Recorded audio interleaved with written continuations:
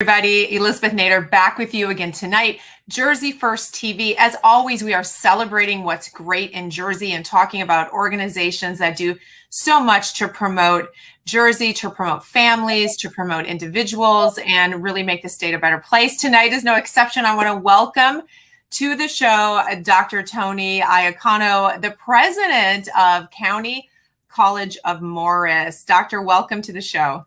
Thank you. It's wonderful to be here.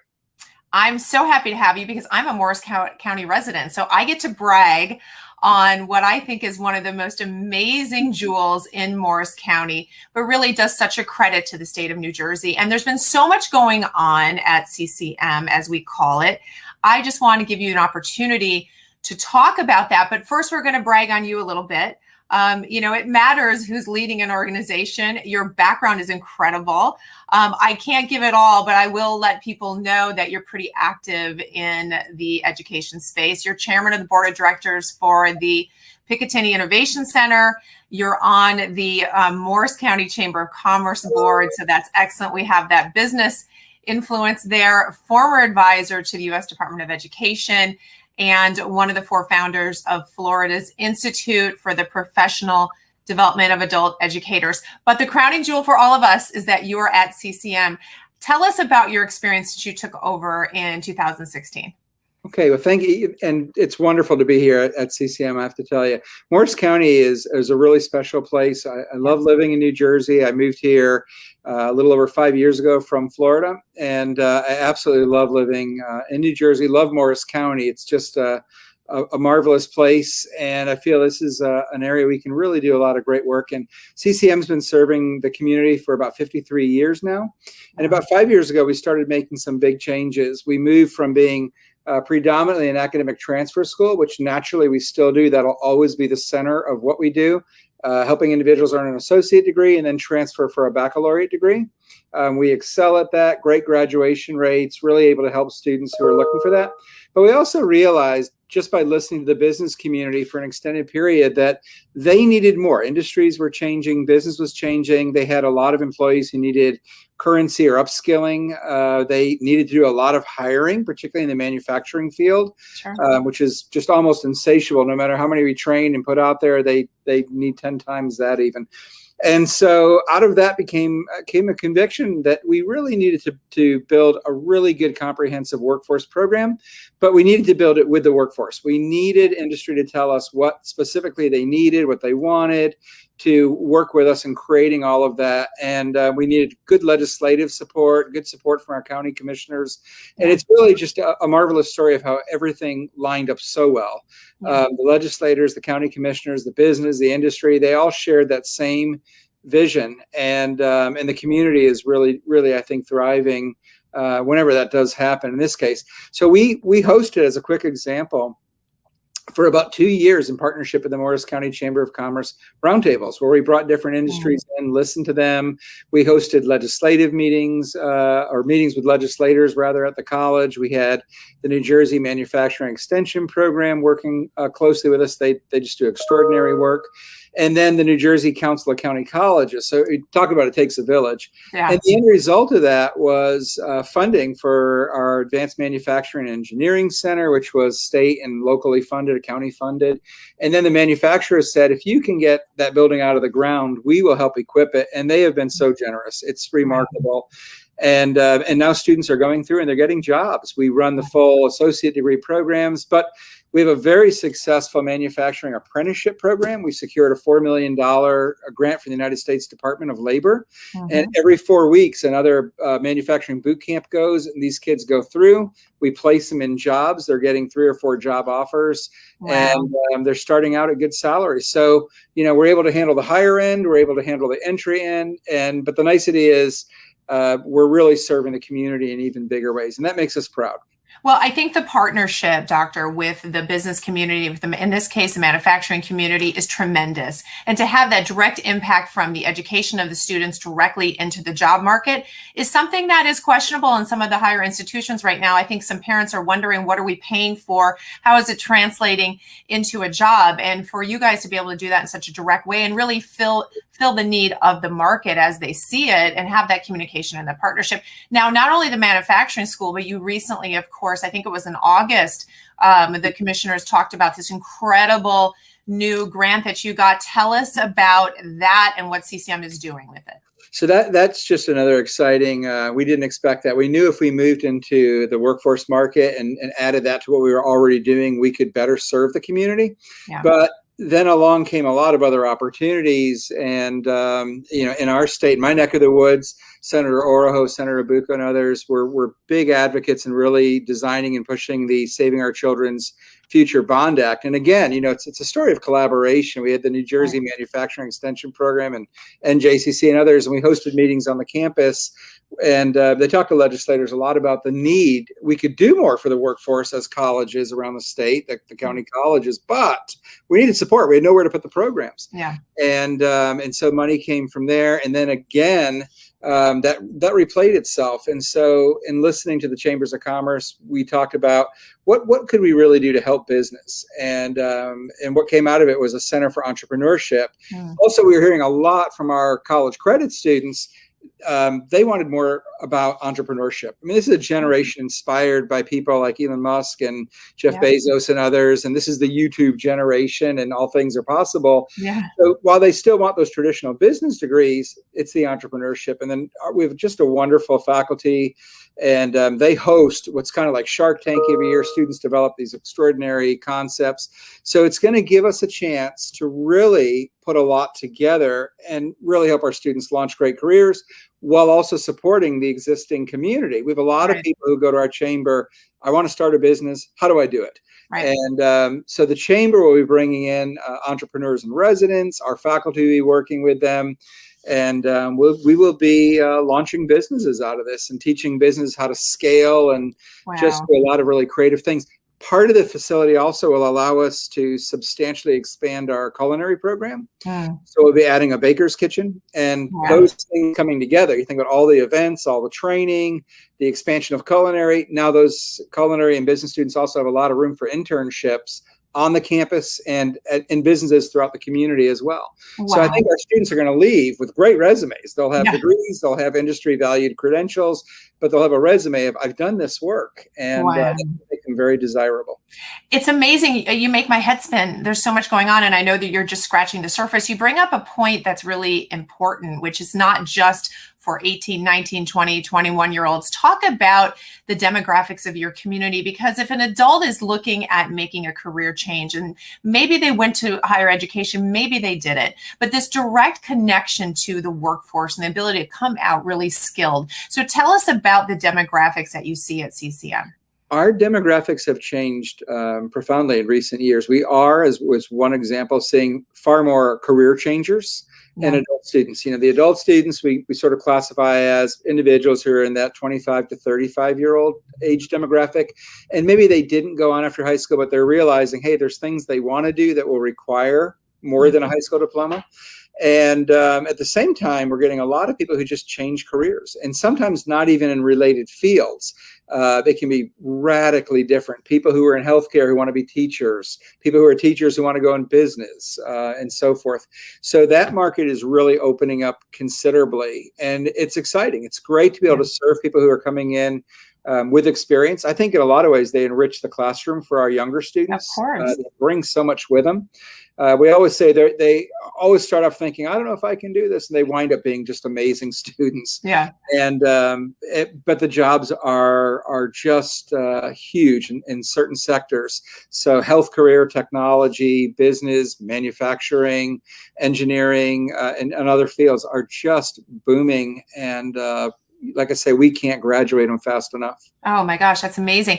I want to ask you about a few trends that people sort of talk about. And one of them is often you'll hear someone say, in 10 years, Good luck finding a plumber. Good luck finding an electrician. You know, the trades are something that we got away from in this country. And now there seems to be a shift back. And, you know, as an educator, and obviously you've dedicated your life to this, it's interesting to see the difference between someone pursuing higher education at an institution, maybe with a liberal arts degree in, as an example, women's studies or something like that, versus someone who's pursuing something in the trades. Are you seeing a shift? And are you also seeing that we will be devoid of options if we don't make that shift to the trades? Yeah, I think, you know, the economy is changing again. In the 1980s, there was this perception that you couldn't be successful unless you had a college degree, which caused a giant shortage in the trades, and that's still going on today, right? Right. But then it also flooded certain markets as well, where there's almost too many people. So, you know, the economy moves, you know, in different cycles and so forth. And right now, yeah, there's exactly what you're saying. There's that huge shortage for skilled labor, whether they're electricians, plumbers, manufacturers, whatever it may be. And so there's a big demand, and the salaries they're just fabulous. They're incredible. As an educator, what I really think is important is you match an individual's passion to them, right? So we shouldn't be trying to push people in areas they're not interested in. It is important that we pay very close attention to the economy and are there jobs. We do not want to graduate students where there are no jobs or very, very small numbers of jobs. But to do that, you've got to really pay attention to the Department of Labor. You got to watch what the economy is doing. That does happen in higher ed. You know, we do read about universities or what have you graduating students, and then they can't find jobs. So we do watch that. So we're not overproducing. Right. But yes, a lot of individuals come out and say, I don't want a 4-year degree, or I really like to do things with my hands or whatever. And we really work hard to reassure them. We can either provide that for you right here or pair you up with someone who does. At our last really big open house at the college before the pandemic hit, we invited in the heads of the different trade unions. We wanted them to talk to individuals who came out, maybe to look at CCM and think they already had a 4-year program or a 2-year program in mind, but an awful lot of them went to those tables as well. Now, we don't provide all those programs, but good partnerships with the trades make that possible. We do have some of those programs. We have electrical, we have welding and so forth. So, but it really is, you know, what is a student excited about? That's what we should be pairing them toward. And also just educating them on, you know, what are their job opportunities? What do those salaries look like, and so forth? You know, it's an interesting mindset shift. And you're a student of history. I noticed in your bio that you're actually a student of history, and you turned that into the career that you have now in education, which is incredible. But it's interesting now for what you offer. We're also seeing the intersection of entrepreneurship with the trades, as in, yes, would you like to be an electrician? Because as you say, doctor, the jobs are out there. But if you have a love of entrepreneurism, you can be supported at CCM, follow a trade, combine the two. This is a limitless opportunity. Yeah, I think you just hit it on the head, really.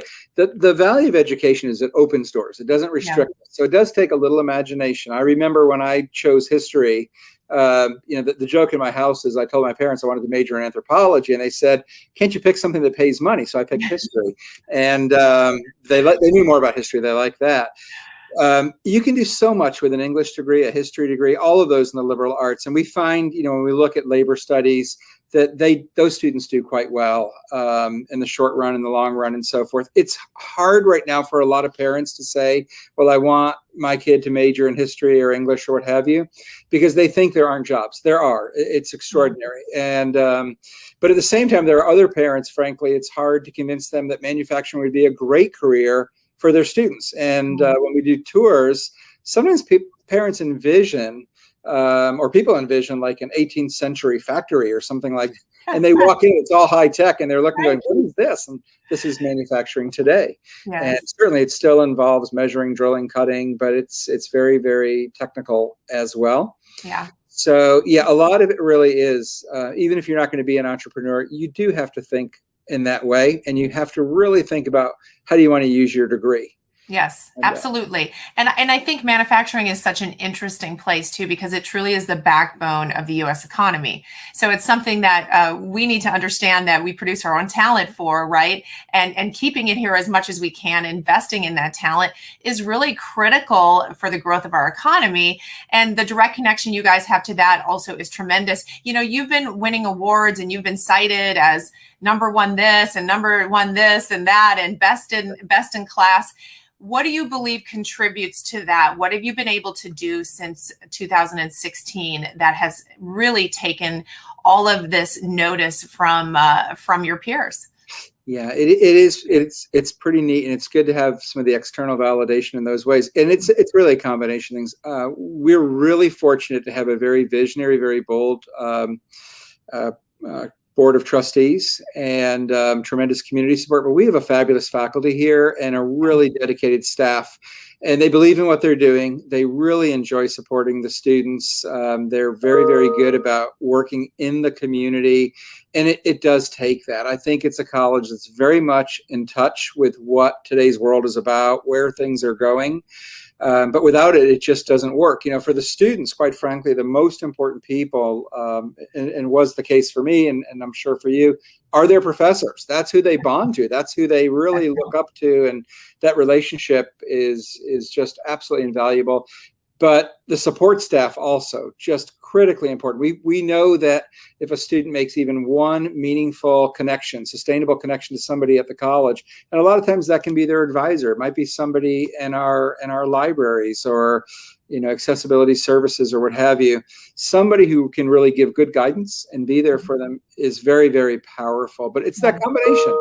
We get great support from the community, terrific support from our commissioners, our legislators, great board, tremendous foundation, great faculty. When you bring it all together, that synergy is students win. And we would bill ourselves sometimes as not just a community college, but the community's college. Yeah, we're here to serve. And so sometimes that means leading the community. Sometimes it means responding to the needs of the community, which we do a lot with there too. We've invested much more in social programs in the community. And we've really, really connected with areas of the community that we weren't as represented as we really needed to be. We want to make sure every student gets a great opportunity. So, you know, we are really working very, very hard to support students from lower economic backgrounds, get them here, make sure money is not the barrier for them, to connect with diverse populations, but for communities to work well. The more people involved, the more people who are getting an education, who are prepared to live and lead in communities, the better we all live and lead in communities, basically. It's true. And that leads me to what I wanted to ask you about regarding accessibility and affordability. So a lot of people aren't really sure what that means for a county college, and especially with all these programs. I mean, you guys are so impressive. It may make people wonder, how expensive are we talking here, and how affordable, and what do you do? How do you work with the state to ensure that there is accessibility to those who want to be a part of this community? Sure. So at the state level, this is just a really nice success story. I had a meeting this morning with the other presidents and the Secretary of Higher Education. His commitment is all there. He's very in touch. He gets it that for many individuals, you know, $1,000 might be as difficult to obtain as $1 billion. So we're sensitive to that. And Governor Murphy's Community College Opportunity Grant is New Jersey's free college to make sure no one gets left behind. Those are so positive. You know, it's great to be in a state with vision and that cares. I don't know a member of our New Jersey legislator. I know our local legislators are always saying, what do students need? How can we help? I've had our board members say, and our foundation board members, I don't ever want to know a student couldn't be here. If there's ever a barrier, let us know, and so forth. So, you know, we're in a state where people do care and they work really, really hard toward that. And then the great thing is community colleges by their nature are affordable. That's part of our mission. County College of Morris is in the bottom third of cost among New Jersey's county colleges, which tells you in an affordable landscape, we're even more affordable. So you can get an associate degree if you're paying full freight for under $10,000. Most of our students, over 60%, are eligible to receive some form of financial aid, whether it's a scholarship from our private foundation or federal financial aid. Most likely they're going to get something. It might be an academic scholarship, music, athletic, what have you.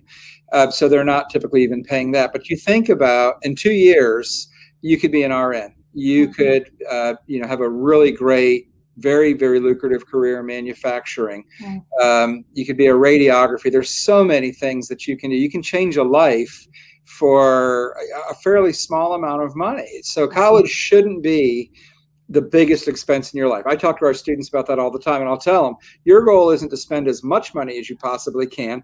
It's to get as much education as you possibly can, and then go do good things with it. And we make that possible. And I love that. I think that's just I'm a community college graduate, and I think it's important that our students not leave with massive debt. And that's a big, big challenge. So, the other thing we do is we write a lot of grants. We have a grant that if individuals have a hard time paying for childcare, we've got grants. We can pay for that for them. We have, in more recent years, set up food pantries on campus. If there's food insecurity issues, we really take advantage of our county's social services. Our commissioners have been super helpful and supportive. We just find all the things that our students need and then try to make sure there's resources. I live in a really, really generous community, so people are good about responding. They want to know lives can be changed. They want to know that people can care for themselves. They can take care of their families. And I think we all know for a small investment, it goes a long way. Sometimes I'll say to donors, look, we're not this big, expensive university that maybe 10,000 goes nowhere there. It changes whole lives here. So true. Invest in our students is what we usually ask.